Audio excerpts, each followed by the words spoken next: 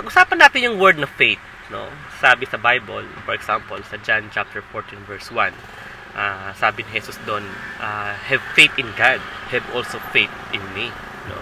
Pero what does it mean to have faith in God, no? Yung English word na faith, basically, it does not really communicate well sa atin, no? Siguro mas maintindihan natin yung believe, no? Believe in God, believe also in me. Or pwede mong sabihin yung another English word for that is yung word na trust, no? Trust in God and have also trust in me, no? Alam natin sa dollar, di ba? Yung mga Amerikano, meron silang sa pera nila, nakalagay doon, in God we trust, di ba? So yung mga tino dyan, sabi nila, yung word na faith, maintindihan natin yan if we use another language, no? For example, sa Latin, no? May tinatawag na 3 layers of meaning. Pwedeng noticia, pwede ding fiducia, at pwede ding assentia. So, ano yung 3 bagay na yon? Sabi niya, ito yung kapakita ng 3 levels of what faith could mean to a person, no? At the basic level, yung noticia, hindi ibig sabihin doon, yun yung bagay na pinapaniwalaan mo, no? It refers to the content of what you need to believe, no?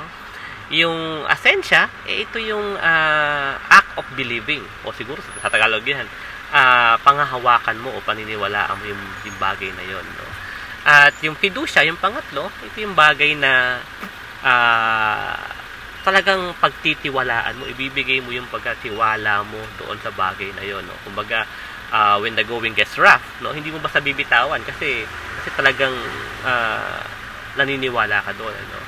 So that's the help that the Latin can actually give, no? But of course, alam natin na ang Bible nasulat siya sa Greek, no?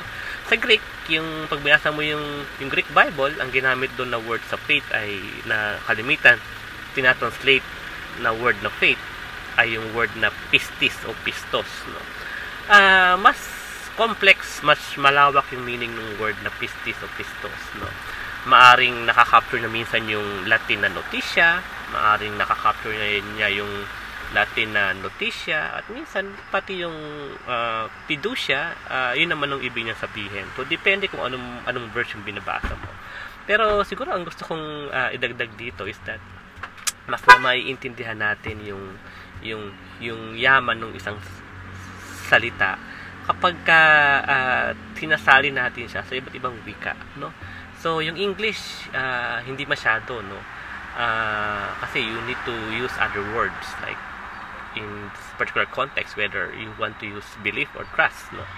Pero yung Tagalog word natin, pag binasa mo yung ating Biblia sa Tagalog, example, yung Magandang Balita Biblia, ang sabi doon, sumampalataya ka sa Diyos. Sumampalataya din kayo sa akin. Sabi ng Panginoon ito sa John chapter 14 verse 1, ano? So, very, very interesting yung word na sumampalataya, no? Ang salitang ugat niyan ay sampalataya, ang galing sa dalawang salita na sampa at taya, di ba? Pwede mo sabihin ganun, no? So, I think napaka-graphic nung salita natin na yun, no? Kasi yung pag sinabi mong sampalataya, sabihin sumasampa ka, no? So, kapag naka-experience kang sumabit sa jeep, talagang isasampang mo yung buong sarili mo doon, no? At nagniniwala ka na dadaling ka ng jeep sa gusto mong paroonan, no? Pero hindi lang basta yung pagsampa. Alam mo din, for example, pagka sumabit ka sa jeep, risk yun di ba? Maaring matanggal yung stribo, no? So, merong elemento ng risk o taya. Tumataya ka, di ba? Tumataya ka sa isang bagay na parang pwedeng hindi ka sigurado, no? Pero kahit hindi ka sigurado, nandun yung pagtitiwala mo na ibinigay na pwedeng itong mangyari. So, ganun kayaman yung word na sampalataya, no? Pero gusto ko idagdag doon yung sampalataya, nandun din yung laya, no? So, ibig sabihin, kapag kasi nanampalataya ka, lumalaya ba yung kalooban mo? Lumalaya yung isipan mo na pwede mo nang i-release, no, yung mga agam-agam mo sa buhay. Kasi dun mo na ibinigay, no, yung iyong concern, yung iyong worries, no? Kumbaga ipinagkatiwala mo na doon yung nais mong mangyari sa iyong buhay. And I think yan ang yaman ng word na sampalataya. Na sa tingin ko, nakaka-capture niya yung ibig sabihin ng word na pistos o pistis sa Greek, no? Na maaring hindi nakaka-capture ng word na faith sa English. At I think yan ang advantage ng pag-aaral ng salita ng Diyos sa iba't ibang wika, hindi lang sa wikang English.